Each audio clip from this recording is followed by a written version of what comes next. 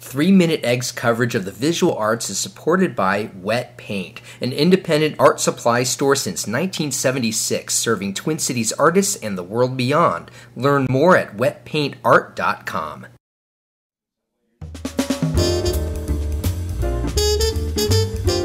With the crisp of fall comes yet another rendition of the St. Paul Art Crawl, and 3 Minute Egg is there. This time in a two-part series. The first comes to you from the Northwestern Building in Lowertown, St. Paul. Come back tomorrow for a second egg from the Ham Everest Building on the east side of St. Paul. The St. Paul Art Crawl on 3 Minute Egg. I'm from Austin, Minnesota, but I've been painting in the Minneapolis-St. Paul area for the last 8 years, so I've participated in probably the last 4 art crawls.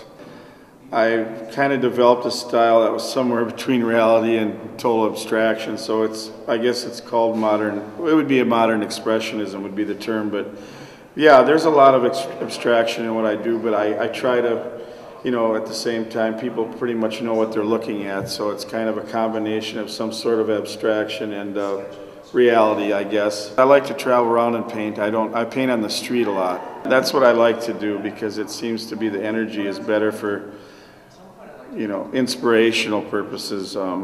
Doing it live is more spontaneous, and it's, there's a lot of interruptions because you get a lot of people interrupting you constantly, and how you doing? Oh, it looks great. It could look terrible, but it's still, so you go, yeah, thank you for telling me it looks great, but it really looks bad. I have lived in St. Paul since about 1992. Before that, I lived in River Falls, Wisconsin, where I taught at the University of Wisconsin at River Falls in the art department, and mostly printmaking. I love the wood itself, and I have found that textures are part of the woodcut print a great deal, and I like textures a lot too. Most of them are done with woodcuts, prints, and collages, because I have information on blocks of wood which I've carved and ready to print, but I print them several times on different papers and different backgrounds, and then I lay them out in front of me, and that becomes my palette, and I begin reconstructing the image. The ones that look mountainous, as you said, are actually a series of canyons which I had visited over the last few years and photographed and experienced. Peach came from the need to counterpoint, like the physical space. It was formerly Pivot Arts. And so what we're doing now is we're interfacing with the community as much as we can.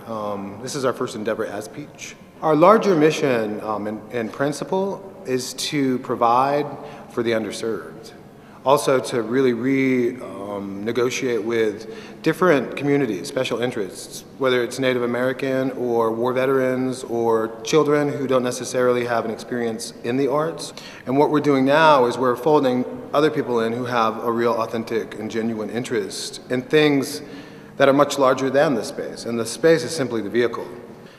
In terms of the challenges in here right now, we have a sidewalk right over here, essentially. That's the sidewalk. So we have some moisture issues. So if somebody is really, really like the MacGyver of water leaks, that's a big challenge in the space, actually.